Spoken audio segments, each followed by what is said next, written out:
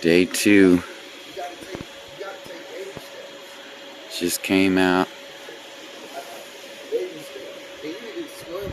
Beautiful view. I ain't going nowhere with you if you can't swim. Hey, There's a view here. The sun feels good. But these are the hills. But enough of that. I'm gonna eat some breakfast and lay out here.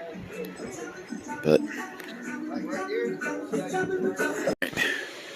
just ate a little breakfast. Man, it's beautiful being out here. Super grateful. It's just interesting. We're on the East Coast. Obviously, I'm from Oklahoma. And I woke up at 6 o'clock. 6 a.m., like 6:05 or something like that. And I could not go back to sleep. And I didn't sleep the night before. So I got like 8 hours of sleep. My body literally does not want to take an additional rest. Now, the sun was coming in, admittedly, but welcome to the video. And as you can see, I'm in day 2 in St. Thomas, and it's a beautiful place. You get that by now. This video is kind of slow. I didn't mean for it to be boring, but as many of you know, when you travel, things don't go as planned, and you kind of have to freestyle it and go with the flow. And that's what I was doing. Obviously, we're in a beautiful destination, and I didn't want to have too much of an itinerary and an agenda. That's why some of my videos are just kind of swinging the camera this way and that way. I will say that, you know, as with a lot of travel, there were some hiccups. So the first day we did get lost trying to find the Airbnb. Again, St. Thomas is a beautiful place, and it's not a huge island. It's in the Virgin Islands, which is near Puerto Rico in the Caribbean, which is a part of the Atlantic Ocean, if you didn't know. But I will say that, you know, the roads here are kind of tight, and people drive kind of fast, you know, and so you'll want to rent a car just because a lot of the taxis are like open air. They're like pickup trucks with seating that's been set in the back with some sort of covering.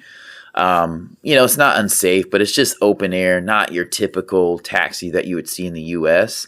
And we had an Airbnb, and so I recommend getting an Airbnb unless you're going to stay in a hotel in Charlotte, Emile, which is the capital.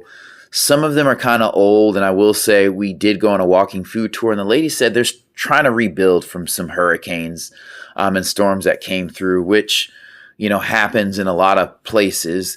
And so you can kind of see that some of the locals' residences are not in the best shape, so it's probably better to stay in a hotel or an Airbnb. And a lot of the Airbnbs are kind of up in the hills. And so you can take a taxi, I think, but there's not like a subway or public bus transportation like that. Yeah, so you want to be mindful of that. We did get lost the first day. So that was kind of one of the hiccups that I was mentioning. So I wanted to do some filming. When we got there, I had a GoPro that I had just bought. It didn't even work, which was super frustrating because they're good with action. And we're on these immaculate beaches, and I cannot get in the water with my phone or my backup phone because it's salt water. I don't want to do that. They're not going to take great video, whatever. So that really sucked, and that limited me.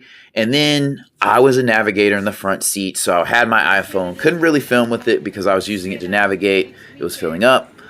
So that's neither here or there. But what I say all that to say this. We had to go to our Airbnb that was kind of like up in the hills because that's where a lot of the nicer houses are. We had 7 people, so we each had our own room, except for my parents, which are a couple. So, you know, we had 6 bedrooms, so we needed a larger place. So that's why we had to go up. But the signage is not great in St. Thomas, so that's one thing I will say. Like I said, this is the capital in this shot, and this is us doing a walking tour. Shout out Jane. She was amazing. She gave us a lot of history in this town, or excuse me, on this island. And we got to have some good food, you know, some drinks from some local establishments. And we eventually ate out here, which was great. And I'll get into that in a little bit. But like I said, that first day was a little hectic with us getting lost. So we had to make 2 trips to the airport because we couldn't accommodate everybody in their luggage. We had a Durango, and we originally scheduled a minivan, and it was so good to have the Durango just because the roads can be rough. Like, we stayed in a super nice house. If you watch my channel, take a look at the Airbnb tour. Great house, but if you did not have an SUV and you tried to get up there in a passenger vehicle or a minivan, you would damage that vehicle and you'd have some trouble. A lot of those hills are steep. There aren't mountains in St. Thomas, but the way the roads go, like, they twist and they elevate pretty quickly, and there's some blind corners. It's just better to have an SUV there. And like I said, the signage is not great, so take your time, especially when you're getting close to where you need to be, just because you'll pass things in a heartbeat and you can get turned around. Overall, obviously I'm home. I would say St. Thomas is great, and I'm going to post a couple more videos of St. Thomas. I mean, as you can see, this area is beautiful that we're in. It's even more beautiful that I get to spend it with my brothers and, my 2 play sisters and my parents. My brothers, they're younger than me. They don't have children. I don't have children. And so it's just a good time for us to be able to travel. Our parents are in good health, so we can all go around walking. Such a blessing. With that being said, I would say St. Thomas would not be my first choice if I was going with like a fiance to celebrate an engagement or to go get married or to go on a honeymoon trip, because there's some work and logistics in getting around and finding places and doing things. Like, if you're more adventurous or you both are more adventurous, I would say do it. But if not, if you want that, I'm from the US or I'm an American and I just want to kind of be served, lay on the beach, have easy access to food and drink, I would probably do like a sandals inclusive resort in Mexico, Cozumel, or go to Jamaica on a resort, or you could go to Atlantis in the Caribbean. I've been there. Super, super beautiful resort. There is a resort on St. Thomas, and I can't remember the name of it, but they have like a Margaritaville thing. I'll post the name. But I will say that we stopped in there because, my sister wanted to get food a couple days, and it was just easier. It was like 6 minutes away from our Airbnb to do that. The beach isn't that nice there. I will say we didn't go out much at night, but we felt safe. And there's access to, modern amenities and things like that. Like, they have like 3 Kmarts on the island, which are just basically like Walmarts, and you can get toothbrushes, lotions, souvenirs. I bought 2 hoodies, 2 good quality hoodies, from Kmart. They were like $40 a piece, but they're nice, and I got compliments on them. I got one for myself and a coworker.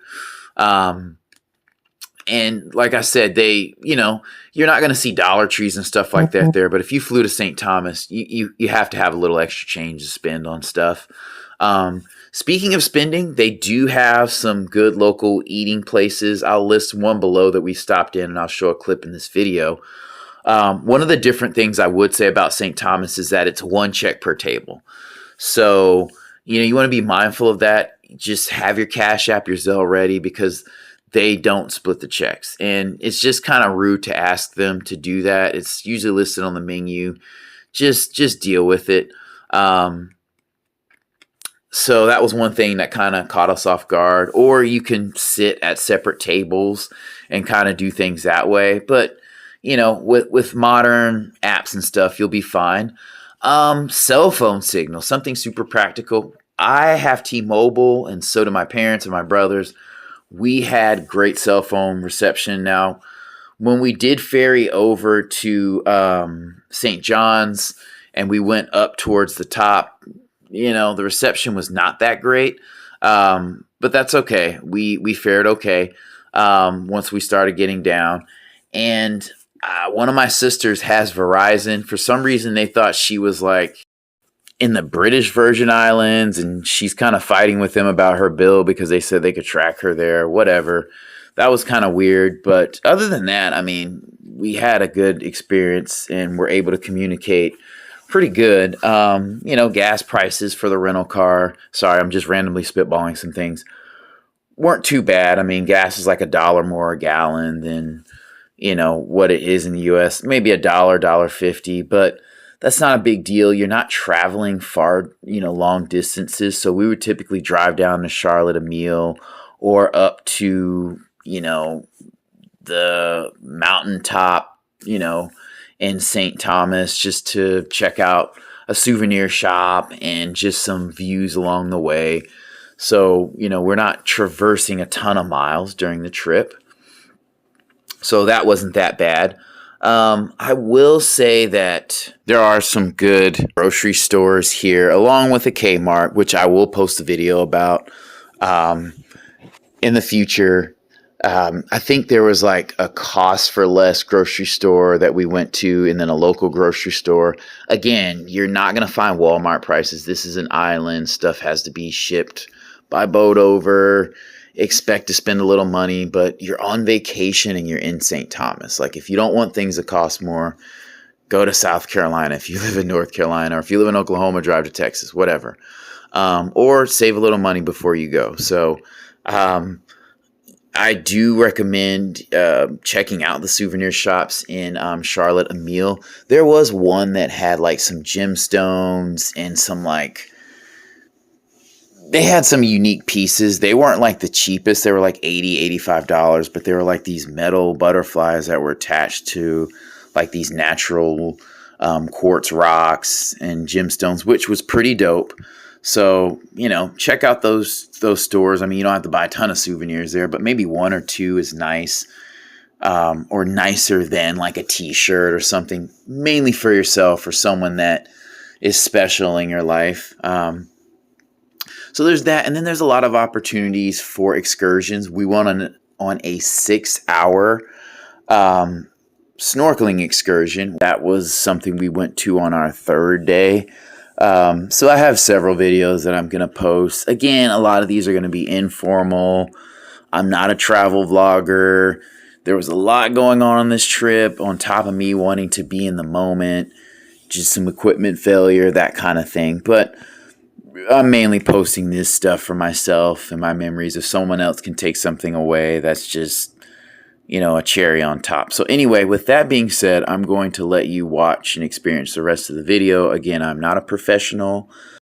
I hope you enjoy the video and just glean some ideas from it.